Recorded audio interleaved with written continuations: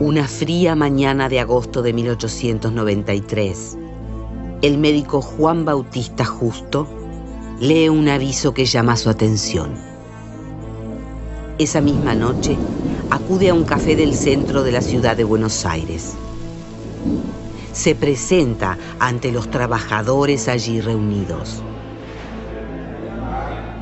8 meses más tarde, nace el periódico La Vanguardia. Es el primer paso para reunir a todos los socialistas del país en un partido político.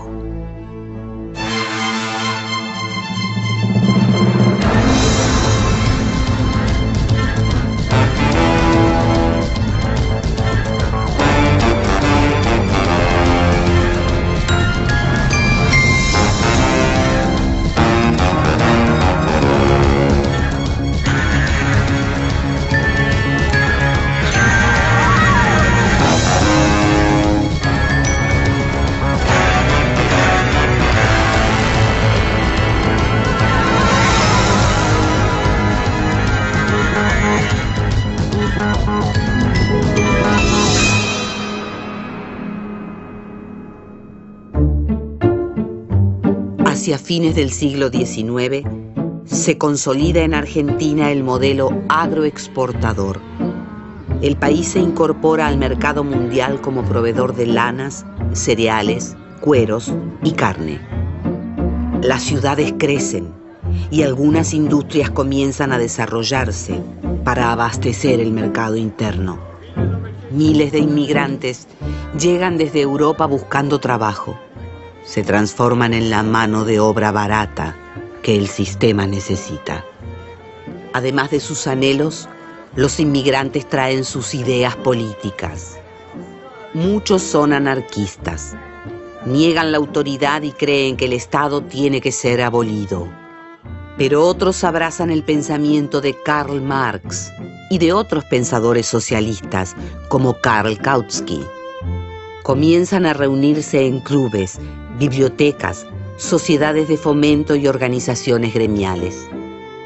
El Club Forward reúne a los socialistas alemanes, L'Ego a los franceses e Il Fallo dei Lavoratori a los italianos. Sus ideas coinciden con las de muchos estudiantes e intelectuales, quienes crean sus propias agrupaciones. Están dispersos, pero tienen el mismo deseo: acabar con el capitalismo y crear un Estado más justo, un Estado socialista. El socialismo era como una cosa un tanto extraña en la vida argentina, ¿no? Esta organización gremial, eso era desconocido, hasta que lo trajeron estos hombres que venían con una formación ideológica. Casi todos los que venían echados de sus países, expulsados. Entonces, ellos todos venían con ideas, con ideología. Acá nada, de eso no existía prácticamente nada. Entonces, ellos son verdaderamente los gestores, los iniciadores, ¿no? El 2 de agosto de 1893, un pequeño grupo de trabajadores socialistas se reúne en el Café Francés, en el centro de la ciudad de Buenos Aires. Alrededor de 2 mesas, un tonelero, un carpintero catalán, un tipógrafo alemán y uno español discuten animadamente. Al encuentro se suma Juan Bautista Justo. Los presentes deciden editar un periódico para difundir sus ideas y lograr reunir a las agrupaciones socialistas dispersas. El 7 de abril de 1894 sale de la imprenta el primer número de La Vanguardia. Desde la portada se define como defensor de la clase obrera. En sus páginas difunde las ideas socialistas y ataca a las clases dirigentes del país. A mediados de mayo, el primer gran objetivo del periódico comienza a cumplirse. Algunas organizaciones socialistas se aunan en un partido político. Al año siguiente, se nombra un comité ejecutivo, formado por intelectuales, profesionales y obreros. Juntos, comienzan a adaptar sus ideas internacionales a las particularidades del país y adoptan el nombre de Partido Socialista Obrero Argentino. Todo ello dio origen a esos primeros pasos, la introducción del cooperativismo como un hecho necesario para todos los inmigrantes, porque había que darle respuestas a todos los inmigrantes que venían con muchas ideas, pero también con muchas necesidades. Y el cooperativismo fue una base fundamental que de la mano de Juan B. Justo tuvo una manifestación concreta en la realidad. A comienzos de 1896, el Partido Socialista Obrero Argentino se presenta por primera vez a una elección legislativa en Capital Federal. Los métodos de propaganda son novedosos para la época. Discursos y mitines callejeros con duras críticas al capitalismo y al gobierno conservador. La lista tiene la particularidad de incluir la profesión de sus candidatos. Juan Bautista Justo, médico. Juan Schaeffer, zapatero. Adrián Patroni, pintor. Germana B. Lallemand, ingeniero. Y Gabriel Abad, foguista. Cuando llega el día de la elección, muchos socialistas descubren que otros ya votaron por ellos. Algunos son intimidados por las autoridades, puesto que el voto no es secreto ni obligatorio. Mediante estas y otras maniobras fraudulentas, los conservadores del Partido Autonomista Nacional logran monopolizar el poder desde 1880. Tras los comicios, al partido oficialista se le asignan 6.965 votos, mientras que al de los socialistas solamente se le reconocen 183 sufragios. Porque aquí hay que aclarar que el Partido Socialista en la Argentina siempre propició la participación en las elecciones y es lo que explica esta lucha por la nacionalización de sus integrantes. El 28 y 29 de junio de 1896 son los días fundacionales del Partido Socialista Obrero Argentino. Todos los centros y sindicatos socialistas del país se aglutinan en un congreso constituyente. Allí aprueban una declaración de principios, redactada por Juan B. Justo, un estatuto y un programa mínimo de gobierno. En la declaración de principios se fija un objetivo central. La clase trabajadora debe tomar el control del Estado para terminar con el capitalismo. El estatuto define minuciosamente la organización interna. Dentro del partido, las mujeres son consideradas iguales a los hombres. El programa mínimo detalla las medidas de gobierno que el partido se propone implementar cuando llegue al poder. Jornada laboral de 8 horas. Suspensión de los impuestos indirectos. Ley de divorcio. Nacionalización automática de los extranjeros tras un año de residencia en el país. Independencia entre la Iglesia y el Estado. E impuestos a la gran propiedad y a la herencia. El periódico La Vanguardia se fortalece como instrumento de difusión oficial del partido. En líneas generales, las figuras del socialismo se dedicaron, cada uno en su área, cada uno en su profesión, o en aquello en lo que estaba capacitado, a brindar educación, asistencia, atención a los trabajadores y a la gente sin recursos. A comienzos del siglo XX se adopta el nombre de Partido Socialista. Muchos intelectuales y profesionales se unen a sus filas. Nicolás Repetto, Mario Bravo, Manuel Ugarte y Alicia Moró amplían las perspectivas del socialismo argentino. Ellos encuentran en el flamante partido una alternativa superadora de la política criolla, representada por caudillos. Los trabajadores avanzan en la organización de sindicatos que luchan por conseguir mejoras. El gobierno conservador se siente amenazado.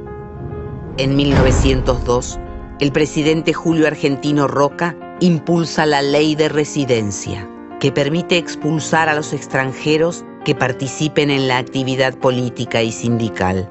Pero a pesar del fraude y de las medidas adversas, el Partido Socialista consigue sus primeros triunfos. Cuando se acercan las elecciones legislativas de 1904, un socialista realiza una campaña intensa y original en el barrio de La Boca. Recorre uno por uno los conventillos, dando discursos en español y en italiano. Se trata de Alfredo Palacios, un abogado que atiende gratis a los pobres. El 13 de marzo de 1904, Alfredo Palacios se convierte en el primer diputado socialista elegido en el país y en toda América. Desde su banca comienza a luchar por medidas que mejoren la vida de los trabajadores, las mujeres, los niños y los ancianos. Bueno, la llegada de Palacios al partido lo revoluciona. ¿Por qué? Y porque él tiene ideas nacionales, él le da relativa importancia a la cuestión internacional. Él es el primero que va a plantear que las banderas argentinas tienen que ir al frente de las manifestaciones socialistas. Y va a realizar la obra más formidable en defensa de los trabajadores que haya memoria en la Argentina. Porque la hizo solo y desde abajo. A pesar del fraude electoral, el Partido Socialista continúa luchando por mejorar el sistema democrático. En 1905, las socialistas Alicia Moró, Sara Justo y Julieta Lanteri fundan el Centro Feminista. Buscan la igualdad jurídica, política y social entre el hombre y la mujer. En 1910 se realiza el primer Congreso Femenino Internacional, que impulsa un revolucionario proyecto de ley para establecer el voto femenino. Alfredo Palacios lo presenta y defiende en el Congreso. Un año más tarde, el presidente Roque Sáenz Peña modifica radicalmente el sistema electoral. Establece el voto secreto, obligatorio y universal para los hombres. Las mujeres tendrán que luchar muchos años más para obtener este derecho. El socialismo se lanza a la competencia electoral con renovado ímpetu. Entre 1912 y 1914 obtiene 10 bancas de diputados y una de senador. Además de Palacios, llegan al Congreso Juan B. Justo, Nicolás Repetto y Mario Bravo, todos por la capital federal. Sin embargo, en el resto del país, el socialismo aún es débil. En las elecciones presidenciales de 1916, la fórmula Juan B. Justo-Nicolás Repetto apenas obtiene el 7% de los votos.